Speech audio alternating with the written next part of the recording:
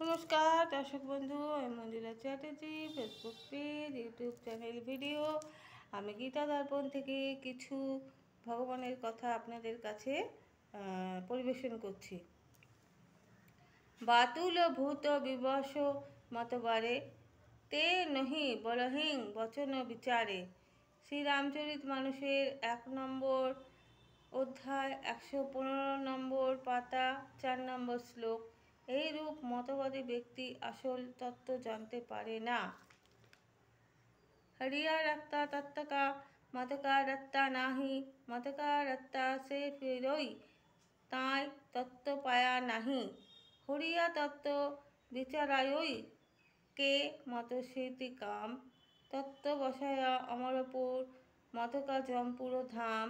নিরাকার মার্গের সাধক যদি সাকারবাদীর মূর্তি অবজ্ঞা করেন, তাহলে তিনি নিজ ইষ্টদেবকেই হেয় করেন। কারণ নিজ ধারণা অনুযায়ী এটাই প্রমাণিত হয় যে যে স্থানে সাকার দেবতা আছেন সে স্থানে নিরাকারের স্থান নেই।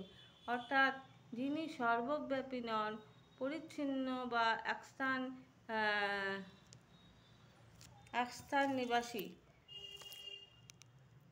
যদি তিনি মনে করেন যে সাকার মূর্তির মধ্যেও নিজে নিরাকার ইষ্ট আছেন, তাহলে তিনি সাকার দেবতাকে অবজ্ঞা কেন করবেন? দ্বিতীয় কথা, নিরাকার উপাসককারীরা মনে করেন পরমাত্মা সাকার নন, তার অবতার হয় না, মূর্তিও হয় না। তাহলে তাদের সর্বসমর্থ পরমাত্মা অবতার দেহ ধারণ করতে সাকার হতে অসমর্থ বা কমজোরি, অর্থাৎ তাদের কমজোরি। পরমাত্মা সাকার নিরাকার সব কিছুই। সচ্চাহাম 9 নম্বর অধ্যায় 19 নম্বর পাতায় 19 নম্বর শ্লোক। অতএব বিচার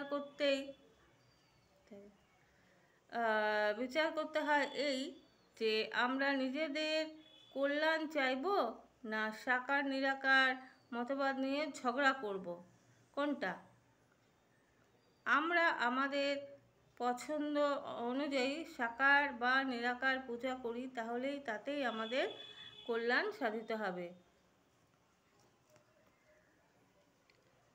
তেরে ভাবুই যো করই ফলই বুড়ই সংসার, নারায়ণ তু বৈঠিকে আপন ভুবন বুহার। অনেক বিষয় আছে, ধন সম্পত্তি, জমি বাড়ি ঘর ইত্যাদি লোকের এসব নিয়ে ঝগড়া তো করেই থাকে। এই পারমার্থিক পথে এসে আবার ঝগড়া কিসের? আমি সাকার বা নিরাকার উপাসনায় যদি রতই থাকি, তবে অপরের মতবাদ খণ্ডন করার আমার সময় কোথায়? অপরের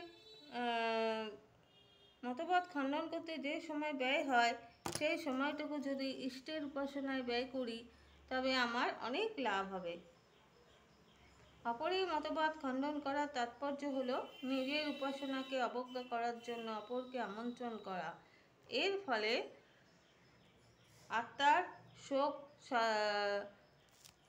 ফলে আত্মার লোকসানই হবে।